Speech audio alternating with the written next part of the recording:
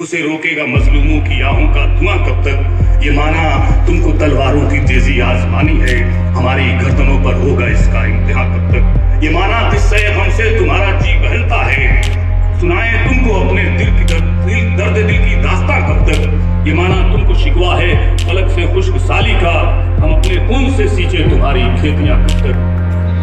सीने में जलन आंखों में तूफान सा क्यों है, इस शहर में हर शख्स परेशान सा क्यों है। दिल है तो धड़कने का बहाना कोई ढूंढे, पत्थर की तरफ भी इसे बेजान सा क्यों है। हज़रात, मजलिस इंतज़ामिया के तमाम अरकान, असातिज़ा, तलबा व तालिबात,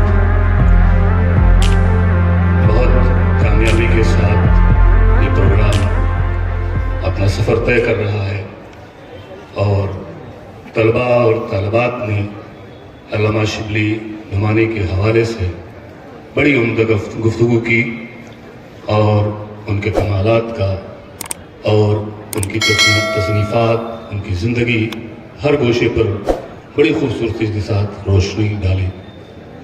बिलाशुबा अल्लामा शिबली एक हमजद शख्सियत और अगर कहा जाए कि हमारे इस ज़िले की, हमारे इस शहर की पहचान ये इदारा है और शिबली कॉलेज और अल्लामा शिबली साहब खुद हैं, तो इसमें कोई मुबालगा नहीं होगा, क्योंकि इस इदारे से वाबस्ता हजरात मुल्क और मुल्क के बाहर भी जहाँ जहाँ मौजूद हैं वो अपने इल्म की रोशनी बिखेर रहे हैं और कहीं न कहीं से वो इसी इदारे से अपनी वाबस्तगी का सबूत देते हैं और अपनी लियाकत और अपनी सलाहियतों की बुनियाद पर अपनी शनाख्त कायम करने में कामयाब हुए। मैंने आप सुनते रहे हैं अल्लामा शिबली पर जिस गोशे से बात की जाए घंटों बोला जा सकता है और मुसलसल बात की जा सकती है। मैंने भी अपने कुछ तसरात रकम किए हैं। मैं गुफ्तगू का आगाज़ कुछ अंग्रेज़ी अदब के हवाले से करूँगा। शेक्सपियर की शोहराए आफाक तसनीफ़ हैमलेट है, जिसमें वो कुछ इस तरह से रकम तराज है: The time is out of joint, oh the cursed spite, that ever I was born to set it right.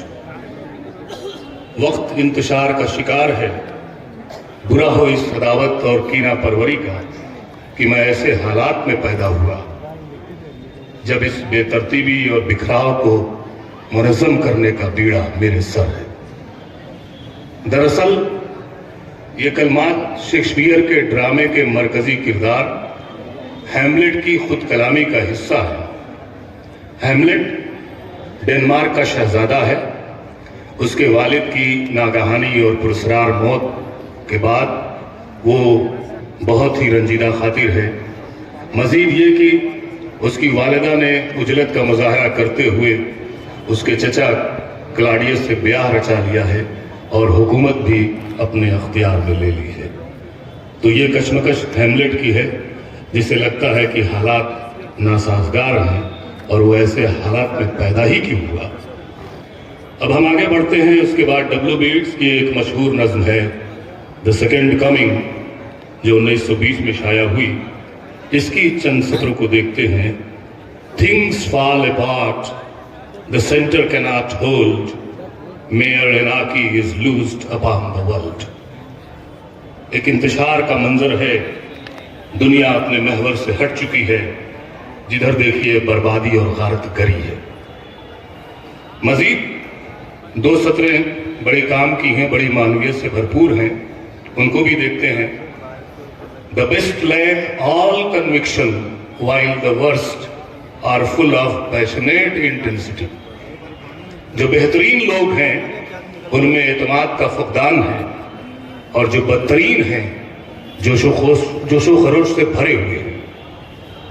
फिर हम आते हैं टी.एस. इलियट की शाहकार नज़्म द वेस्टलैंड, जो 1922 में शाया हुई और जो जदीद नज़्म या जदीद शायरी के आगाज़ का हवाला बनती है नज़्म। उसमें शेक्सपियर कहता है, unreal city under the brown fog of a winter dawn, a crowd flowed over London Bridge, so many I had not thought death had undone so many. मौसम सरमा की सुबह कोहरे की चादर में लिपटा हुआ मसनूई शहर, लंदन ब्रिज पर लोगों का एक हुजूम रमा गवां है। मुझे नहीं खबर थी कि मौत ने इतने लोगों को मार रखा है। दरअसल इलियट का इशारा इन लोगों की रूहानी मौत की तरफ है। ये मजमून इलियट ने दांते की नज्म इन्फर्नो से अख्ज़ किया है, जहां दांते लानत ज़दा अरवाह पर होने वाले अजाब की मंजरकशी करता है। इलियट का ख्याल है कि जदीद दौर का इंसान भी रूहानी एतबार से मौत का शिकार हो चुका है। यहाँ शहरियार के भी 4 मिसरे नकल करना बेजाना होगा, जो दौरे जदीद के इंसान की ज़हनी और नफ्सियाती कैफियत को बड़ी उम्दगी के साथ अशार का जमा पहनाते हैं। सीने में जलन, आंखों में तूफान सा क्यों है, इस शहर में हर शख्स परेशान सा क्यों है, दिल है तो धड़कने का बहाना कोई ढूंढे, पत्थर की तरफ बेहिस्सो बेजान सा क्यों है। बहुत खूब। हजरात, शेक्सपियर के कलमात, ईट्स, इलियट और शहरियार की शायरी के कुछ हिस्सों को पेश करने का मकसद सिर्फ इतना है कि हम इस बात को बखूबी समझ लें कि दौर चाहे कोई भी हो, इंसानी जिंदगी सदा ही मसाइल और मुश्किलों का शिकार रही है। हालात की पेचीदगी में बतदरीज इजाफा होता रहा है। आज हम जिस दौर में सांसें ले रहे हैं वो तरक्की और कामयाबी का दौर जरूर है, मगर हमारी जिंदगियों को सख्त मुश्किल और परेशानी में डाल रखा है। अब इंसानों के मसाइल ज्यादातर नफ्सियाती हैं। इसकी वजह सिर्फ इसलिए है कि हम सिर्फ और सिर्फ अपनी जात तक महदूद होकर रह गए हैं, जिसके नतीजे में हम सब तंग नजर और खुदपरस्ती का शिकार बनकर रह गए हैं। इसके बरक्स अगर हम अल्लामा शिबली नुमानी की जिंदगी पर नजर डालें तो उनकी जिंदगी हमें उन आला इंसानी अक़दार से रोशनास कराती है जो रूह की तस्कीन का सामान है। शिबली ने 1857 के पुराशोक दौर में आंखें खोली। ये ऐसा वक्त था, ये ऐसा मोड़ था जब हिंदुस्तान बगावत का अलम लेकर खड़ा हो चुका था और गुलामी के बोझ से दबे हुए लोग सदाए एहतजाज बुलंद कर रहे थे। कौम और मुल्क के हालात अच्छे नहीं थे। ये अलग बात कि आज़ादी का हसूल 100 साल के बाद मुमकिन हो सका और अल्लामा शिबली की जिंदगी का जो दौरानिया है 1857 से पहली जंग अजीम 1914 तक, 57 साल की उम्र में हर मैदान में वो सरगर्म अमल रहे। मुख्तलिफ सतहों पर उन्होंने मुल्क और कौम की फलाह व बहबूद के लिए कारहाय नुमाया अंजाम दिए। अगर हम अल्लामा की जाती जिंदगी की बात करें तो उनका बचपन आसूदा था। वो बड़े ही नामी गिरामी खानदान से उनका ताल्लुक था। जमींदार खानदान के वो चश्म चिराग थे। वालिद बड़े ही मशहूर और मुअज़्ज़ज़ वकील थे, लेकिन वो एक ऐसे शख्स थे कि उनके दिल में एक मुस्तकिल तड़प थी, एक बेचैनी थी। उनका दिल मुस्तकिल तड़प और बेचैनी का आमाजगाह बना हुआ था। ये बेचैनी और तड़प उनकी अपनी जात के लिए नहीं थी, बल्कि कौम के तई थी। वो एक ऐसे शख्स थे जो फरावानी और आसूदगी से मुतमईन होकर जिंदगी गुजारने वालों में से नहीं थे। अच्छा, उन्हें ये हमेशा फिक्र दामनगीर रहती थी कि मिल्लत कैसे तरक्की करे और अपने तमाम ख्वाबों की ताबीर तक पहुंचे। यही वजह है कि 25 साल की उम्र में अलीगढ़ का सफर होता है और 26 साल की उम्र में इस इदारे की बुनियाद डालते हैं 1883 में, और वहाँ पर प्रोफेसर बनते हैं अरबी और फारसी के, और मुस्तकिल उस सिलसिले में काम करते रहते हैं। आप देखें कि उम्र का वो मोड़, नौजवानी की उम्र, जब आसाइशें और सारी दिलचस्पियां अपनी तरफ खींचती हैं, ऐसे में एक नौजवान अपने आप को उन आसाइशों से हटाकर संगलाब जमीनों पर अपने कदम रखता है और जहां जहां जाता है अपनी फिक्र और अपने ख्याल के गुलबूटे टांगता हुआ चला जाता है, चिराग रोशन करता चला जाता है। आज हमारी और आपकी जिम्मेदारी है कि हम उस चिराग के सिलसिले को और आगे बढ़ाएं। यही वजह थी कि जब वो अलीगढ़ जाते हैं और मौलाना हाली ने उस वक्त मुसद्दस मद्दो जज़र इस्लाम लिखी, तो अल्लामा शिबली ने उस वक्त सुबह उम्मीद लिखी। उन्हें मालूम है कि कौम का एक ताबनाक माजी रहा है, एक शानदार माजी रहा है, लेकिन वो उसके हाल की हालत से मुतमईन नहीं थे। मगर जब उन्होंने सर सैयद को देखा तो सर सैयद की शख्सियत में उन्हें वो मकनातीसी पहलू नजर आया, और ये भी एतमाद हुआ कि ये शख्स मिल्लत के हालात बदल सकता है, और उन्होंने खराज अक़ीदत पेश की। सुबह उम्मीद के 2-3 मिसरे में पढ़ता हूँ। कितना खूबसूरत शख्सियत की सेहर अंगेज शख्सियत का उन्होंने खाका पेश किया है। सूरज से अयां जलाले शाही, चेहरे पे फरोदे सुबहगाही, वो रेशे दराज की सुपेदी, चिटकी हुई चांदनी सहर की, पीरी से कमर में एक जरा कम, तौकीर की सूरत मुजस्सम, وہ ملک پر جان دینے والا، وہ قوم کی ناؤ کھینے والا۔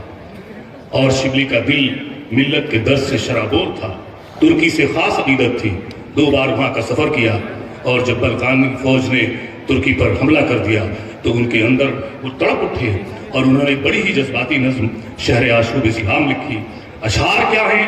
شدت جذبات کے موتی ہیں جو اوراق پر جا بجا بکھر گئے ہیں۔ میں کچھ مصرے ضرور پڑھوں گا۔ حکومت پر زوال آیا تو پھر نام و نشاں کب تک، چراغ کشتہ محفل سے اٹھے گا دھواں کب تک، قبائے سلطنت کے در فلک نے کر دیے پرزے، فضائے آسمانی میں اڑیں گی دھجیاں کب تک، مراکش جا چکا فارس گیا، دیکھنا یہ ہے کہ جیتا ہے یہ ترکی کا مریض سخت جاں کب تک، یہ سیلاب بلا بلقان سے جو بڑھتا آتا ہے اسے روکے گا مظلوموں کی آہوں کا دھواں کب تک، یہ مانا تم کو تلواروں کی تیزی آزمانی ہے، ہماری گردنوں پر ہوگا اس کا امتحان کب تک، یہ مانا قصہ غم سے تمہارا جی بہلتا ہے، سنائیں تم کو اپنے درد دل کی داستاں کب تک، یہ مانا تم کو شکوا ہے فلک سے خشک سالی کا، ہم اپنے خون سے سینچے تمہاری کھیتیاں کب تک۔ تو یہ تھے شبلی، اور جس طرح سے جذبات کا بہاؤ ان کے الفاظ میں اتر آتا تھا۔ آخر عمر تک وہ سرگرم عمل رہے، ایک ادیب، شاعر، ناقد، محقق، مصنف، مورخ، سوانح نگار، مفکر اور معلم کی حیثیت سے انہوں نے قوم و ملت کی خدمت کے لیے خود کو وقف کر دیا اور اردو زبان و ادب کے دامن کو بھی مہمان کیا۔ جس میدان میں بھی توازنائی کی، اپنی تخلیقی صلاحیتوں کے جوہر کا مظاہرہ کیا اور ہر میدان کے مرد اول ہوئے۔ آج ہمیں اس بات پر فخر ہونا چاہیے کہ ہم شبلی کے جانشین ہیں، مگر ساتھ ہی ساتھ ہمیں اس احساس ذمہ داری کو بھی بیدار کرنا ہوگا جو کہیں نہ کہیں خواب غفلت کا شکار ہے۔ ہمیں اپنا محاسبہ کرنا ہوگا اور شبلی نے جو چراغ روشن کیا ہے اس کی لو سے نئے چراغوں کا سلسلہ قائم کرنا ہوگا۔ ہمیں حالات کا شکوہ کرنے سے گریز کرنا ہوگا۔ یہ بڑا ہی کمزور عذر ہے جس کی آڑ میں ہم اپنی ناکامیوں اور کوتاہیوں کی پردہ پوشی کرنے میں مشغول ہیں۔ اگر صحیح معنوں میں ہم شبلی سے اپنی نسبت کا اعتراف کرتے ہیں تو ہمیں میدان عمل میں اترنا ہوگا اور شبلی کی تحریک کو آگے بڑھانے کے لیے دامے در میں سخنے اپنی خدمات پیش کرنی ہوگی۔ نامساعد حالات کا رونے والے بے عمل اور بے مصرف لوگ ہوتے ہیں۔